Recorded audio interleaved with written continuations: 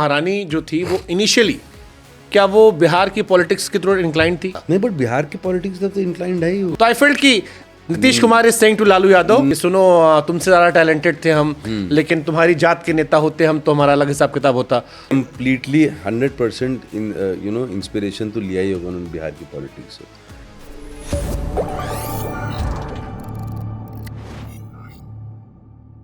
नहीं बट क्या महारानी जो थी वो इनिशियली, सेकंड पार्ट नहीं फर्स्ट पार्ट बात करो, इनिशियली क्या वो बिहार की पॉलिटिक्स की तरफ इंक्लाइन थी? क्योंकि हमें फील हो रहा था। नहीं, बट बिहार की पॉलिटिक्स तो इंक्लाइंड है ही वो। मतलब शुरू में जैसे आपका रोल नीतीश कुमार वाला लग रहा था, वो राबड़ी देवी वाला कैरेक्टर लग रहा था, लालू जी वाला। इनफैक्ट आपका डायलॉग भी एक है कि सुनो तुमसे ज्यादा टैलेंटेड थे हम, लेकिन तुम्हारी जात के नेता होते हम तो हमारा अलग हिसाब किताब होता।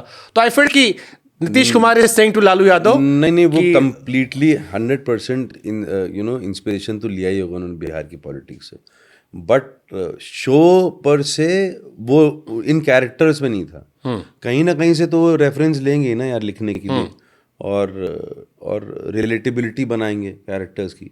तो 100% वो कहीं ना कहीं से तो उन्होंने और उसका फायदा भी मिला, मुझे लगता है कि लोगों का इंटरेस्ट जगा, लोगों का इंटरेस्ट जगा। और बहुत मुझे पता, आपको पता नहीं क्या लगता है नहीं लगता है, बट मुझे इनिशियली मैंने पढ़ा था वो शो, तो मुझे लगा था कि बहुत वेल रिटन शो है वो, बहुत ही वेल रिटन और डीपली अंडरस्टूड शो है। क्योंकि सुभाष कपूर जो हैं वो खुद ही पॉलिटिकल जर्नलिस्ट हैं, तो आई थिंक उनका जो एक्सपीरियंस था उसके उस किस्म के सब्जेक्ट में काफ़ी अच्छा था। तो महारानी का अगला सीजन चल रहा है अभी या अभी?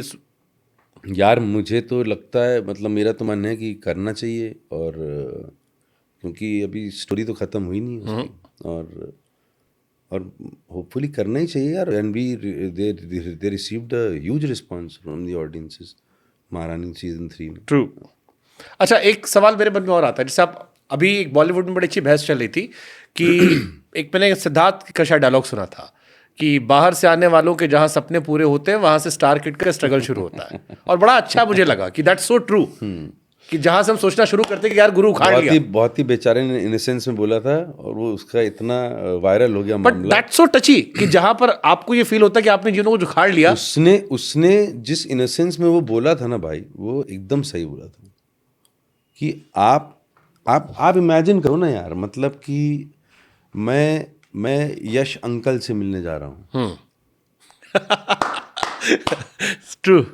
समझ, मैं यश अंकल से, करण अंकल से, है ना, सलीम अंकल, जावेद अंकल, तो यहाँ तो मैं तो कैसे बोल दूंगा अंकल भाई? मतलब मैं तो दरवाजे तक नहीं पहुँच सकता ना उनके। उसने एक्चुअली वही बोला था कि जहाँ से, और बहुत बहुत ब्यूटीफुली उसने वो बोला था वो, और वो सच बात है यार। अब और मुझे चक्कर ये हुआ, वो सारी डिबेट जो है ना नेपोटिज्म की, आई थिंक वो इसलिए ज़्यादा हीटेड हो गई वो, क्योंकि अगर मान लो कि मैं आज की डेट में परेश रावल जी को बहुत अच्छी तरह से जानता हूँ, उनके साथ एक फिल्म करी है मैंने, ठीक है ना, तो अब मैं जान गया हूँ, अब मैं उस जान पहचान को अनलर्न तो नहीं कर सकता नो, कि नहीं मैं परेश रावल को अब मैं कोशिश कर रहा हूँ कि मैं जो जाना था अनजाना कर दूँ। ऐसा तो नहीं हो सकता, ठीक है। तो मान लो ना उस बात को।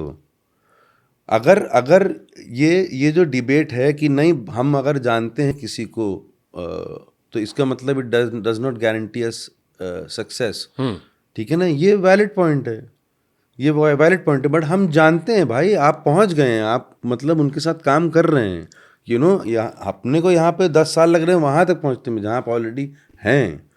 तो अगर जहां से आप स्टार्ट कर रहे हैं, जहाँ से आप स्टार्ट कर रहे हैं, तो मान लो ना उस बात को। उसको मानने में क्या प्रॉब्लम है कि हाँ भाई ये प्रिविलेज है। चक्कर ये हो रहा था कि इसमें ये बहस छिड़ गई थी कि ये प्रिविलेज ही नहीं है, आई थिंक। हाँ यही बहस थी। हाँ, तो फिर जब आप उसको कंप्लीटली डिनाई कर दोगे ऐसी चीज़ को, तो फिर तो बहस होगी भाई, आपकी खिल्ली भी उड़ेगी, मजाक भी उड़ाया जाएगा आपका, लोग चिढ़ेंगे भी, कि भाई ये कम से कम एडमिट तो करो यार कि तुम्हारे पास वो प्रिविलेज है वो। तो आई थिंक प्रॉब्लम वो थी, बट बात तो उसने एकदम सही कही थी, कोई झूठ बात थोड़ी ना बोली थी। एक ये टॉपिक आया, फिर एक क्रांति आई कंगना की तरफ से। How you see Kangana Ranaut? यार बहुत, मैं मुंह में मारूंगा आप कहाँ जा रहा हूँ, लेकिन आर्टिस्ट बोलूँगा तो बहुत अच्छी है यार वो, बहुत अच्छी आर्टिस्ट हो। और बाकी जो उनकी चॉइसेस हैं वो उनको मुबारक हूँ, मैं उसके अंदर क्या बोल सकता हूँ, ठीक है। और but I think as an actor she I can, कौन मना करेगा यार कि वो अच्छी एक्टर नहीं है? मतलब वो तो उसने प्रूव करके ही दिखाया हुआ है, ठीक है ना, कि अच्छा काम करती है, अच्छी एक्टर बट है। Too much of political opinion क्या आपका काम बॉलीवुड में खराब करता है? बिकॉज मैंने अनुभव सिन्हा से सवाल पूछा, उन्होंने कहा कि बड़ी कमाल की एक्टर है, तो मैंने कभी ऐसा हो सकता है कि आपकी फिल्म में आ जाए क्योंकि आप बड़ी रियलिस्टिक फिल्म बनाते हो?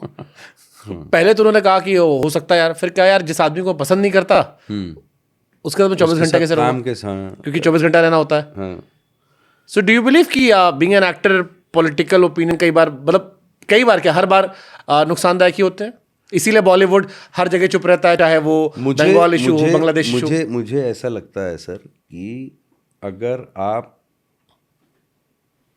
आप सच्चाई की साइड पे रहोगे ना, जो आपकी ऑनेस्टी है, ठीक है ना, अगर आप ऑनेस्ट रहोगे तो अगर ए भी गलत है तो ए को भी गलत बोलते हो आप, और सी भी गलत है तो सी को भी गलत बोलते हो आप, बी आप गलत हो तो अपने आप को गलत बोलते हो आप। तो मुझे नहीं लगता कि किसी भी ओपिनियन में किसी को कुछ प्रॉब्लम होगी।